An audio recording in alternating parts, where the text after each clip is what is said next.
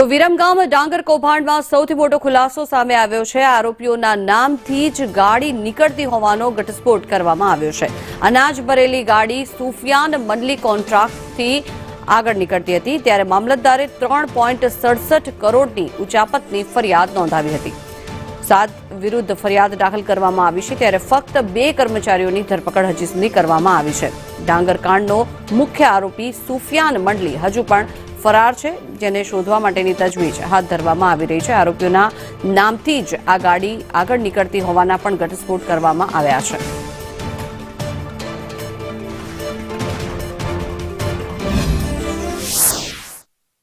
એમ કે સુમેશન દુકાનનો જથ્થો લઈ રામપુરા જવું। આજે આ કોન્ટ્રાક્ટ છે તો હજી આજે અગાઉ જે ડાંગર કૌભાંડ થયું તો એમાં હજી આ સુફિયાન નામનો જે વ્યક્તિ છે એનો કોન્ટ્રાક્ટ ચાલુ છે હજી એ આપણને ખબર નહીં। બરાબર। બીજું કે આ અમે નોકરી કરો તો માગતા જ નહીં। 3 મહિનાનો પગાર જો આપ્યો નહીં, પગાર લેવા માટે જ નોકરી કરી અને આ નોકરી આપણે કરવાની નહીં।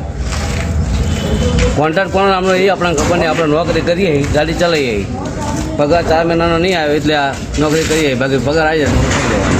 ઘણા દિવસથી મારી પાસે થોડી રજૂઆત આવતી હતી કે જે ડાંગરનો મેન આરોપી એટલે કે સુફિયાન મંડલિક જે આજે 40 દિવસ થયા છતાં પણ પોલીસ ગિરફદારથી બહાર છે, એમ છતાં હજુ સુફિયાનના નામે ગોરખ ધંધો ચાલુ છે।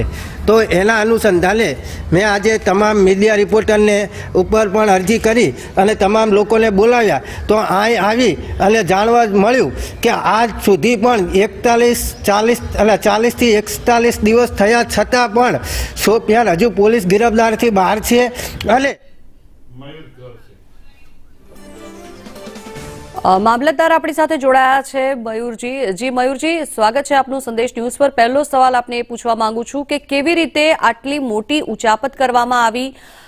અત્યારે હાલ એક આરોપી પકડાયો છે, અન્ય આરોપીઓ ફરાર છે, શું કહેવું છે આપનું? જી,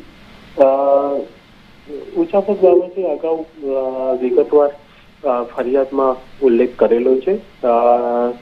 ટોટલ 3,67,00,000ની ડાંગર ગોડાઉન ખાતે ન હોવાના કારણે ગુજરાત રાજ્ય નાગરિક પુરવઠા નિગમ લિમિટેડ દ્વારા અમોને એમથી 7 વ્યક્તિઓ વિરુદ્ધ ફરિયાદ દાખલ કરવા માટેની લેખિત હુકમ થતા અમારા દ્વારા એ 7 વ્યક્તિઓ વિરુદ્ધ ફરિયાદ દાખલ કરવામાં આવેલી છે। એમાં જે આરોપીઓ છે એમની ધરપકડની કાર્યવાહી હાલ વિરમગામ ટાઉન પોલીસ સ્ટેશન દ્વારા કરવામાં આવી રહી છે।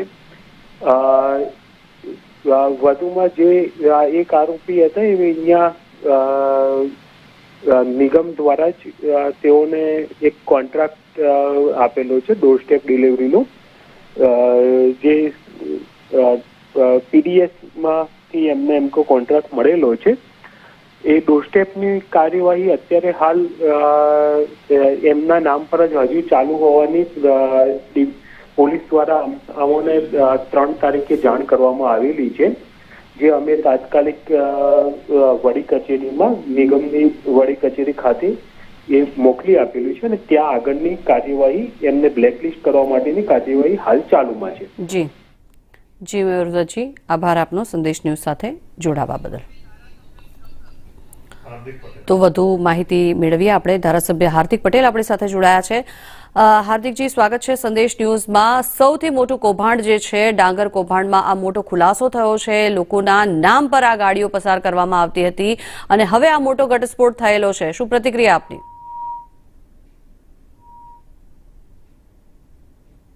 જી હાર્દિકજી, તો ફોન કટ થઈ ગયો છે। ફરી એક વખત એમની સાથે વાત કરવાની કોશિશ કરવામાં આવી રહી છે, પરંતુ આ જે સૌથી મોટો ખુલાસો છે તે સામે આવ્યો છે વિરમગામ ડાંગર કૌભાંડનો કે આરોપીઓના નામથી જ આ ગાડી નીકળતી હોવાના ઘટસ્ફોટ કરવામાં આવ્યા છે। કેટલા મોટા માથા આમાં સંડોવાયેલા છે તે સૌથી મોટો હજી પણ સવાલ છે। ત્યારે અનાજ ભરેલી ગાડી સુફિયાન મંડલી કોન્ટ્રાક્ટથી નીકળી હતી ત્યારે મામલતદારે 3.67 કરોડની ઉચાપતની પણ ફરિયાદ દાખલ કરી છે। જોકે મામલતદારે આ ફરિયાદ નોંધાવી છે, 7 જેટલા વિરુદ્ધ ફરિયાદ નોંધવામાં આવી છે। ઘણા દિવસથી મારી પાસે થોડી રજૂઆત આવતી હતી કે જે ડાંગરનો મેન આરોપી એટલે કે સુફિયાન મંડલિક જે આજે 40 દિવસ થયા છતાં પણ પોલીસ ગિરફદારથી બહાર છે, એમ છતાં હજુ સોફિયાનના નામે ગોરખ ધંધો ચાલુ છે. તો એના અનુસંધાને મેં આજે તમામ મીડિયા રિપોર્ટરને ઉપર પણ અરજી કરી અને તમામ લોકોને બોલાવ્યા. તો અહીં આવી અને જાણવા મળ્યું કે આજ સુધી પણ 40થી 41 દિવસ થયા છતાં પણ સોફિયાન હજુ પોલીસ ગિરફદારથી બહાર છે. અને કોણ રાજકીય આકા જે એમને છાવરી રહ્યા છે એનો હજુ સુધી પણ પોલીસ કાંઈ આનો કોઈ પણ જવાબ નથી. વિરમગામ શહેરમાં ડાંગર કૌભાંડમાં એક ખુલાસા થઈ રહ્યા છે. વિરમગામ શહેરમાં જે 31 ડિસેમ્બરના રોજ જે વર્ષ 2023-24માં જે ટેકાના ભાવે જે ખરીદી કરવામાં આવી હતી તેમાં એક કૌભાંડની લઈને મામલતદાર દ્વારા 3.67 કરોડની ઉચાપત મામલે કર્મચારી સહિત ઠેકેદારો સહિત 7 શખ્સો સામે ફરિયાદ નોંધવા પામી હતી. ત્યારે આ સમગ્ર મામલે 40 દિવસ છતાં પણ સુફિયાન નામનો જે મંડળી છે હજી પોલીસ પકડથી દૂર છે. અને બીજી બાજુ એ પણ ખુલાસા થઈ રહ્યા છે કે વિરમગામના જે સરકારી જે અનાજનું ગોડાઉન છે તેમાં હાલ જે વિરમગામ માંડલ અને દેત્રોજમાં જે સરકારી જે સસ્તા અનાજની દુકાનો છે તેમાં પણ આ ગાડી અને સહિતના જે ડ્રાઈવરોનો જે કોન્ટ્રાક્ટ છે તે પણ હજી યથાવત છે. ત્યારે બીજી બાજુ સમગ્ર મામલે જે મુખ્ય આરોપી જે છે તેનો સરકારી કોન્ટ્રાક્ટ હજુ પણ ચાલુ છે. અને વિરમગામ શહેરમાં જે સમગ્ર ડાંગર કૌભાંડ બાબતે જે મુખ્ય આરોપી જે સુફિયાન મંડળી છે હજુ પણ પોલીસ પકડથી દૂર છે. ત્યારે અનેક જે ખુલાસા થઈ રહ્યા છે કે સરકારની રહેમ નજર હેઠળ આ સમગ્ર હજી પણ કોન્ટ્રાક્ટ સુફિયાન મંડળી નામનો જે કોન્ટ્રાક્ટ છે તે સરકારી અનાજનો જે પહોંચાડવા માટેનો જે કોન્ટ્રાક્ટ છે તે પણ હજી યથાવત છે. પિયુષ ગજ્જર, સંદેશ ન્યૂઝ, વિરમગામ. તો લાખા ભરવાડ આપણી સાથે જોડાયા છે, તેમની સાથે પણ માહિતી મેળવીશું.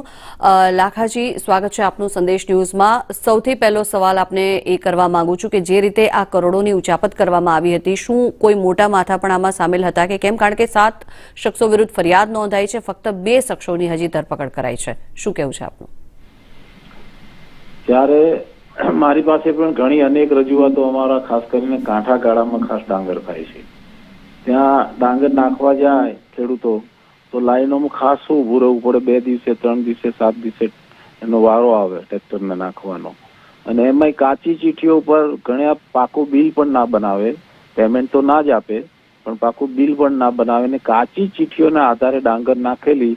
અને એ વખતે મને ક્યારે ઘણી બધી રજૂઆતો આવેલી કે ઓછામાં ઓછા 90,000 કટ્ટાની ઘટ આવતી હતી ડાંગરની.